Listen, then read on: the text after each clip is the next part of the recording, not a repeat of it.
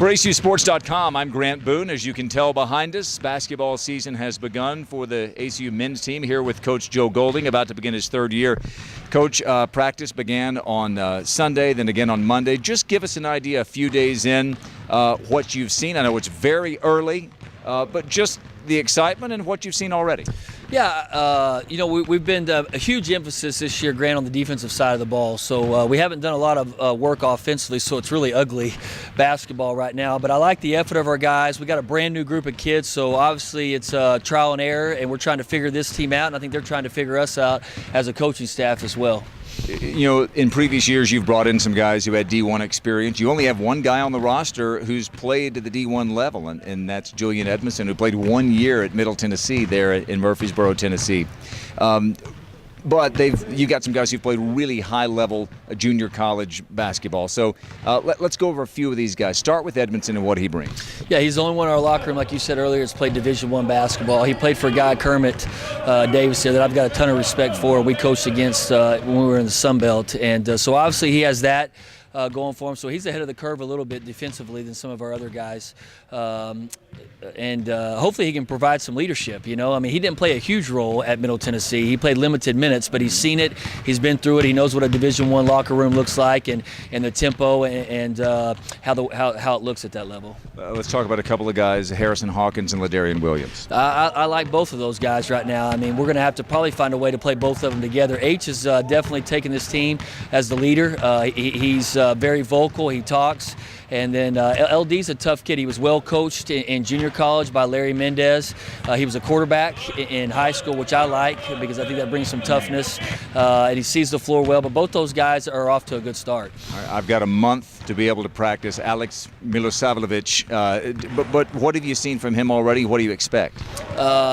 He's been good. We got to get him in shape. We got to get him in better shape, and we got to get him running the floor a little bit better, but he's very skilled. He can pop out. He's a typical international player. He's a good passer. He can pop out and shoot the three-pointer, and he can do some different things. But he's got to be good for us around the rim. You know, defensively, he's got to help us protect the rim, and then he's got to be able to score it down there on the block so we can get some easy baskets. How about Jacob Lancaster? Jacob is our project, you know. I mean, he hasn't played basketball for a long time. We love his size. We love his length. He's got some skills. He runs the floor. He's a good athlete. And every day he's getting better, which is a good sign. You know, every day we're having to coach him up on something different. And so as long as he continues to have that attitude, Jacob's got a big upside. Well, you can see all of these guys on ACUsports.com and begin getting familiar with their names. One of the guys you're bringing back that will be familiar to ACU fans is Parker Wentz, the sophomore from Lubbock. Yeah, I'm proud of Parker. We brought two back, Parker and Riley, and obviously Parker played extended minutes last year in the Lone Star, so I think that will help him in the transition. It's going to be a different level this year than the Lone Star, but at least he played as a freshman. He kind of understands what it looks like, and we expect big things from Parker, both as a leadership on the floor and also on the floor as a basketball player. Just for people who have no idea what we're getting into, you know, we're getting into the league in Southland Conference with Stephen F. Austin, who was one of the best teams that didn't go to the NCAA tournament last year. I heard some buzz late that they might even be in contention for an at-large even if they didn't win the Southland, which they didn't. I went to Northwestern State. So for people who do know the Lone Star Conference, let's take the highest level of the Lone Star Conference the last few years. And how would a team like that fare up and down, night in, night out in the Southland Conference? Could they compete? If you took one of Midwestern's great teams the last couple of years, how would they fare? I'm trying to get people to understand the comparison. I'm interested to see that, you know, and in our conversation when the year's over. You know, Midwestern and Tarleton, there's some darn good players in the Lone Star, and I think the biggest difference is all those guys are transferring with like 1 year. They're great athletes, but they're coming with there's a reason they're transferring back to the Lone Star, you know, and we've got a different type of kid. I guess if that's the kid that we have now didn't get in trouble or didn't do, you know, there's a reason they're here now compared to transferring in. You know, I guess the best way. Yeah. But I would be hard. I mean, we're going to face darn good teams. I mean, you know, we're lucky and fortunate enough to have Coach Tanner on our staff. Tanner. That we got from Stephen F. Austin. You know, they beat Oklahoma last year at Oklahoma. They beat Long Beach State up at Long Beach State. They've beaten a lot of good teams the last 5 years. I mean, people in the Southland, it's really, really, really good basketball. There's great coaches. Coaches know how to coach. Not that it wasn't in the Lone Star, but these guys are being in programs for 4 years. a lot of these places. So it's good basketball. But I'll be interested to see what my answer to that is and what your answer. Yeah. I mean, it'd be interesting to see because there's been some teams filter through Moody in my 2 years here that look pretty darn good. Yeah, and looked kind of Division I. Okay, last thing. We are 1 month and 6 days from the season opener.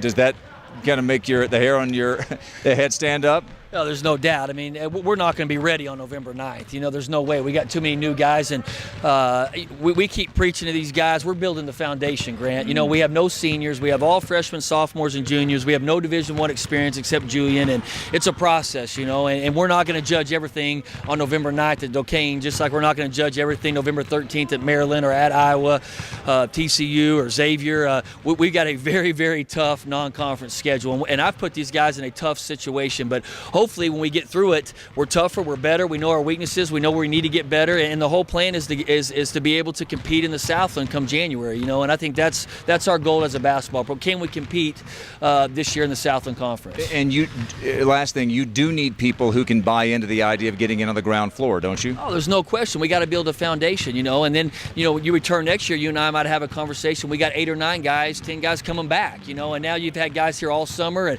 they've been with you for a year, they've been this summer, and their second go around, we ought to be a little bit better, and we'll add some pieces to help that out. But unfortunately, that's not the case right now. It starts on November 9th at Duquesne. First week of practice underway here for Coach Joe Golding and the men's basketball team. For Coach Golding, I'm Grant Boone for ACUSports.com.